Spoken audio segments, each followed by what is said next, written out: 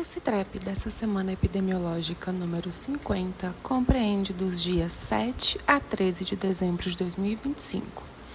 Nesse relatório de situação de saúde, nós falaremos sobre síndrome gripal e síndrome respiratória aguda grave, arboviroses, sarampo, influenza aviária, febre amarela, coqueluche, alerta ambiental, febre do Rift e gripe aviária. Com relação à síndrome gripal no DF, o gráfico ao lado mostra a evolução dos atendimentos por síndrome gripal na atenção primária do Distrito Federal ao longo das semanas epidemiológicas de 2025. Foi possível observar um pico entre as semanas epidemiológicas 20 e 22, mas em seguida observa-se queda gradual até cerca da semana 32. Entre as semanas 33 e 38 ocorre um novo aumento, porém de menor intensidade, seguido novamente por declínio até o final do ano. Com relação à vigilância sentinela de síndrome gripal, o gráfico indica que ao longo do ano de 2025, o rinovírus foi o agente predominante entre os casos de síndrome gripal do Distrito Federal. No início do ano, entre as semanas epidemiológicas 4 e 12, observou-se maior circulação do VSR. Entre as semanas 14 e 28, houve um aumento expressivo da influenza A, com subtipos AH3 e H1N1, seguido por redução dos casos e retomada do predomínio do rinovírus. A circulação do SARS-CoV-2 ocorreu de forma intermitente, com pequenos picos entre as semanas epidemiológicas 30 e 38. Já o adenovírus e o metapneumovírus apresentaram detecções esporádicas ao longo do período. Na semana epidemiológica 45, foram identificados exclusivamente rinovírus, metapneumovírus e adenovírus. Com relação às coletas de síndrome gripal realizadas nas unidades sentinelas do Distrito Federal até a semana epidemiológica 46, os dados mantêm-se inalterados. Na semana epidemiológica estudada, foram registradas apenas 5 coletas. Das 10 unidades sentinelas, 2, Samambaia e São Sebastião, não realizaram. As unidades de Planaltina, HMIB, Núcleo Bandeirante e Ceilândia alcançaram o indicador de desempenho excelente. Com relação à síndrome respiratória aguda grave, na presente atualização, observa-se que uma das 27 unidades federativas do Brasil apresenta tendência de SRAG com incidência em nível de alto risco e nenhuma apresenta risco, nas últimas 6 semanas, com sinal de crescimento na tendência de longo prazo.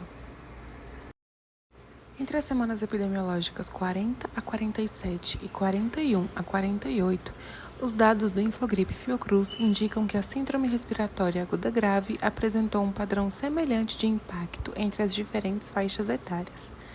Em ambos os intervalos, a maior incidência concentrou-se em crianças menores de 2 anos, que registraram médias semanais significativamente superiores às demais idades. Em contrapartida, a mortalidade manteve-se mais elevada entre os idosos com 65 anos ou mais, evidenciando a maior vulnerabilidade desse grupo a desfechos graves de SRAG. As crianças menores de 2 anos também apresentaram mortalidade superior à das demais faixas etárias, porém em níveis inferiores aos observados no grupo de maiores de 65 anos. Entre as semanas epidemiológicas 45 e 48, foram confirmados 2.377 casos de vírus respiratórios. O rinovírus permaneceu como o mais frequente, com 41%, seguido pela influenza, com 20%, e pelo SARS-CoV-2, com 11%. No período foram registrados 90 óbitos.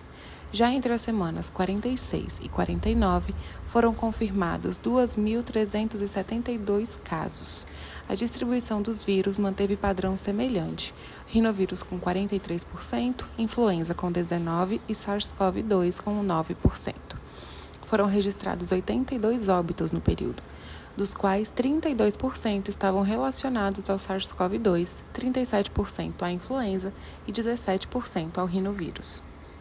Com relação ao cenário da dengue no Brasil, nas semanas 46 a 49 de 2025, o Acre manteve liderança em relação ao seu coeficiente de incidência, com 62 a cada 100 mil habitantes, consolidando-se como o estado com a maior taxa. O Paraná demonstrou atividade viral atingindo o coeficiente de 43,2%, seguido pelo Goiás, com 43, e Tocantins, com 37,9. Esse aumento generalizado nos coeficientes indica que o patamar de circulação viral está em um nível mais elevado do que na semana anterior, com todos os estados listados apresentando taxas de incidência que superam o antigo líder da semana passada. Geograficamente, o mapa de incidência reforça a persistência e o adensamento das áreas de alerta, especialmente no Acre e no Paraná. Ainda sobre a dengue, no Brasil, a análise comparativa da incidência na região centro-oeste entre as semanas epidemiológicas 46 e 49 confirma a consolidação da fase endêmica, com destaque para a alta carga viral e ampla dispersão da doença. O Mato Grosso do Sul configura-se como o estado mais crítico em termos de intensidade, apresentando forte concentração de municípios nas faixas de 200 a 300 e acima de 300 casos por 100 mil habitantes, principalmente em sua região central. Em Goiás, a tendência é de expansão geográfica acentuada e difusa, com risco se espalhando de forma mais homogênea, levando um grande número de municípios para as faixas de incidência intermediária e alta. Já no Mato Grosso, a alta incidência se mostra mais focalizada, concentrando-se em áreas do norte e centro-oeste, enquanto o restante do estado apresenta um quadro de menor gravidade. O monitoramento da dengue no DF até a semana epidemiológica 49 revela a persistência de um cenário de transmissão viral elevada, embora com uma tendência de queda em relação ao pico sazonal atingido em torno da semana 39 e 40 de 2025. Após esse ápice, a curva de casos estimados manteve-se em um patamar alto, e na semana 49 o sistema estimou 292 casos de dengue, indicando que, apesar da desaceleração, o volume de ocorrências semanais ainda está em um nível de alerta significativo. Porém, foram notificados menos da metade dos casos estimados, um total de 126, que pode significar um atraso ou subnotificação. O Ministério da Saúde anunciou as diretrizes para a introdução da nova vacina contra a dengue, desenvolvida pelo Instituto Butantan. Trata-se de um imunizante inovador, 100% nacional e o primeiro do mundo a oferecer proteção em dose única, com eficácia de 89% contra os casos graves. A vacinação terá início em 2026 e será exclusiva do SUS. A estratégia para a imunização foi dividida por grupos prioritários. As primeiras 1,3 milhão de doses serão destinadas aos trabalhadores da atenção primária, visando proteger quem está na linha de frente do combate à doença. Para a população geral, a vacinação seguirá uma lógica de idade decrescente, iniciando pelos adultos de 59 anos e baixando a faixa etária até os 15 anos, à medida que a produção escalar. Vale destacar que a vacinação dos adolescentes de 10 a 14 anos segue inalterada com o imunizante japonês, Kedenga, com 2 doses já incorporado ao calendário.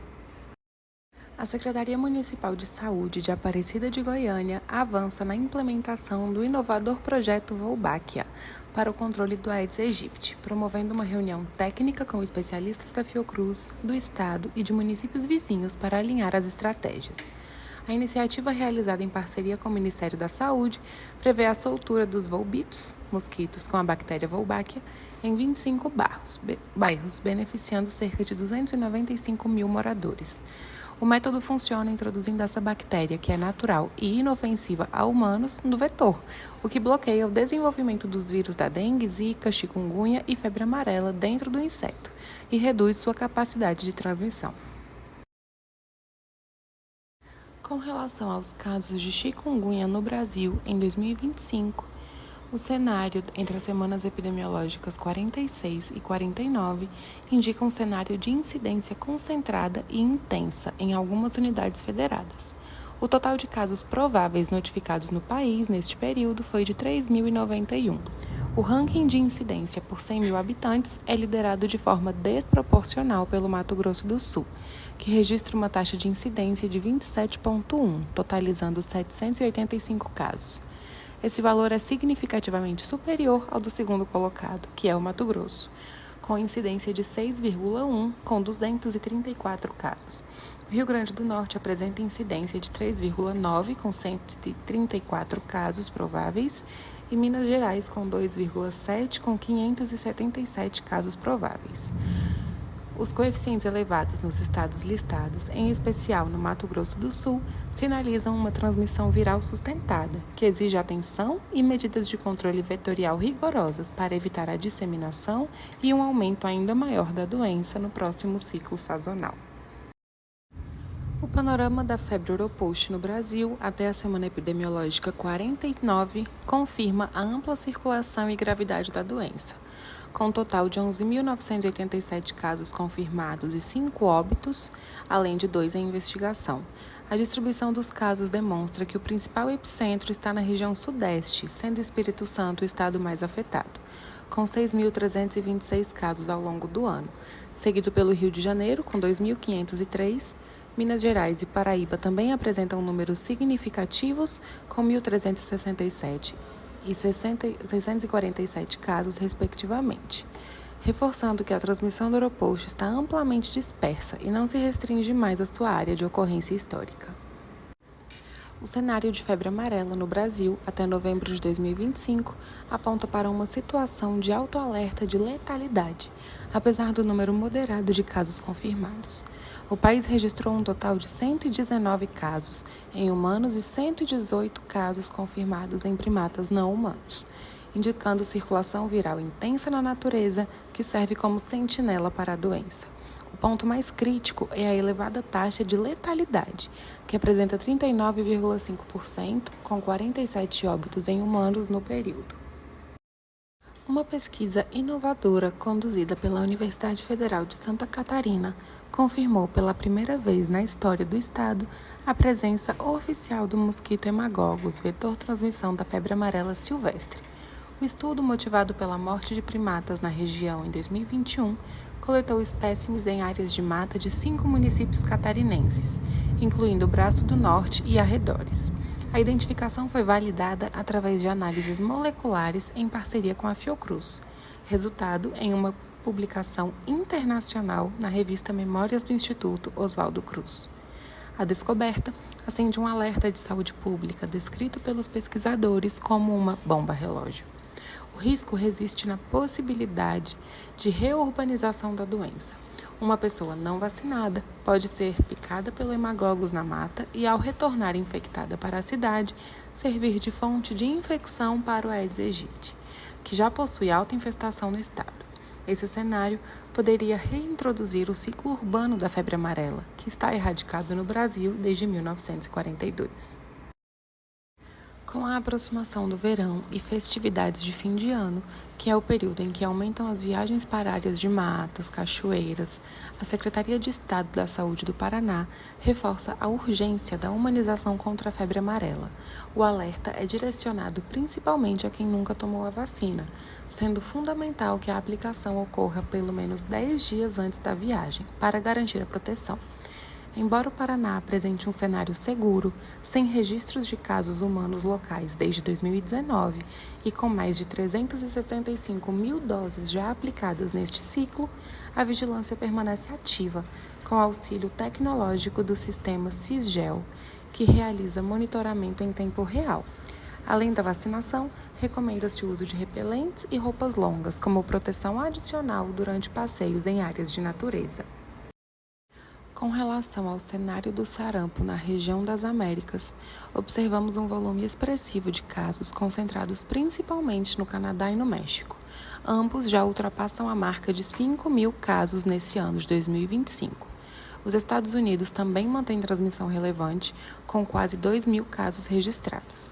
Na América do Sul, embora os números absolutos sejam menores, existe circulação ativa em países como Bolívia, Argentina, Paraguai, Brasil e Uruguai. Esse cenário evidencia a reintrodução sustentada do vírus em diferentes contextos epidemiológicos, com risco permanente de disseminação transfronteiriça, especialmente em áreas com bolsões de baixa cobertura vacinal. Com relação à situação do sarampo no Canadá, ela é particularmente preocupante. Já são mais de 5.000 casos acumulados, com concentração em províncias como Manitoba, Saskatchewan e Alberta. Um dado crítico é que cerca de 94% dos casos ocorreram em pessoas não vacinadas ou com histórico vacinal desconhecido. A transmissão sustentada por mais de 12 meses levou o país a perder o status de área livre de sarampo nas Américas, um marco epidemiológico importante. Do ponto de vista genômico, circulam principalmente os genótipos B3 e D8, compatíveis com cadeias internacionais de transmissão. Com relação ao cenário de sarampo no México, ele apresenta uma dinâmica intensa para o ano de 2025. A curva epidêmica mostra crescimento importante ao longo das semanas epidemiológicas, com posterior oscilação, mas mantendo níveis elevados de transmissão. A distribuição espacial revela ampla disseminação territorial, com destaque para o estado de Chihuahua, que apresenta a maior incidência do país. Assim como observado em outros países, a vigilância genômica identifica os genótipos B3 e D8, reforçando o papel da circulação internacional e susceptibilidade populacional. Com relação à situação da coqueluche no México, o cenário é igualmente preocupante. Já são mais de 1.500 casos confirmados e 71 óbitos, com uma incidência nacional de aproximadamente 1,16 caso por 100 mil habitantes. O dado mais relevante é a tendência claramente ascendente nas últimas semanas, indicando transmissão ativa. A maior concentração de casos ocorre na Cidade do México e em Chihuahua, o que sugere tanto maior densidade populacional quanto possíveis falhas na proteção vacinal, especialmente em grupos vulneráveis como lactentes. No Peru, a coqueluche apresenta um volume ainda mais expressivo, considerando tanto os casos confirmados quanto os prováveis. Já são mais de 4.000 casos notificados e 51 óbitos. A análise por departamentos evidencia incidências extremamente elevadas em Loreto, seguidas por Lima e Cusco. A curva semanal demonstra persistência da transmissão ao longo do ano, com alternância entre casos prováveis e confirmados, refletindo desafios diagnósticos e capacidade laboratorial. Trata-se de um cenário de alta relevância para a vigilância regional. Com relação ao surto de Marburg na Etiópia, a última atualização emitida pelo Ministério da Saúde foi em 12 de dezembro de 2025. Até o momento, são 1.765 investigações laboratoriais, 14 casos confirmados, 2 em tratamento, 8 óbitos e 2 recuperados, com uma letalidade de 57,1%. Desde a última atualização da febre do Vale do Rift, em 5 de dezembro, foram confirmados 536 casos, com 15.400 casos suspeitos e 46 óbitos. A transmissão ocorre principalmente pela picada de mosquitos vetores, incluindo Aedes, Culex e Anopheles, infectados ao se alimentarem de animais reservatórios, como ovinos e bovinos em áreas de pastoreio.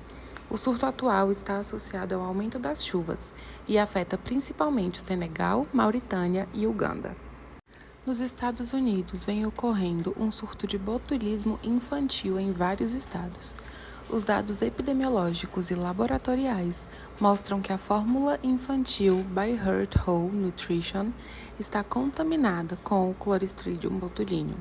Até 10 de dezembro de 2025, esse surto incluía 51 bebês com botulismo infantil suspeito ou confirmado em 19 estados: Califórnia, Texas, Arizona, Oregon, Minnesota, Idaho, Illinois, Massachusetts, Carolina do Norte, Washington, Kentucky, Maine, Michigan, Nova Jersey, Ohio, Pensilvânia, Rhode Island, Virgínia e Wisconsin. Com relação à alerta ambiental, a interface de divulgação dos alertas públicos desenvolvida pelo Ministério da Integração e do Desenvolvimento Regional e operada pelas defesas civis em todo o país, tem como objetivo ampliar o alcance dos alertas de desastres para a população. A ferramenta possibilita que cidadãos sejam informados com antecedência sobre riscos iminentes e adotem medidas de autoproteção, contribuindo para a redução de danos e para a segurança das comunidades em situação de emergência. O mapa fornecido pelo aplicativo emite alertas vigentes sobre chuvas e umidade do ar. Seguindo com o alerta ambiental, indica uma previsão de chuva intensa variando de 30 a 60 milímetros ou 50 a 100 milímetros por dia, acompanhada de ventos fortes que podem chegar até 100 quilômetros por hora nos dias 12 e 13 de dezembro, incluindo queda de granizo. As regiões Sul, Sudeste e Centro-Oeste são as mais afetadas, com risco de corte de energia, queda de galho, alagamento e descargas elétricas. Diante desse cenário, recomenda-se evitar áreas com árvores, torres e placas durante as rajadas de vento, desligar aparelhos e o quadro de energia e buscar orientações da Defesa Civil com o número 199 ou dos bombeiros com o número 193. Ainda sobre o alerta ambiental, a passagem de um ciclone extratropical provocou ventos intensos em São Paulo, com rajadas de até 98 km por hora, causando danos à rede elétrica, transtornos no trânsito, quedas de árvores, enchentes, além de mais de 2,2 milhões de pessoas sem energia. O fenômeno também resultou em morte, feridos leves, cancelamentos de voos, desmoronamentos e fechamento de parques no estado. Um terremoto de magnitude 4,4 atingiu Araxá, em Minas Gerais, na noite de 12 de dezembro, sendo sentido em várias áreas, mas sem causar feridos ou danos materiais. A Defesa Civil monitora a situação, alerta para possíveis novos tremores nas próximas 6 horas, acionou mineradoras preventivamente e acompanha a estabilidade das barragens. A população deve manter a calma, buscar locais seguros e seguir apenas informações oficiais, com novas atualizações previstas conforme as avaliações avancem.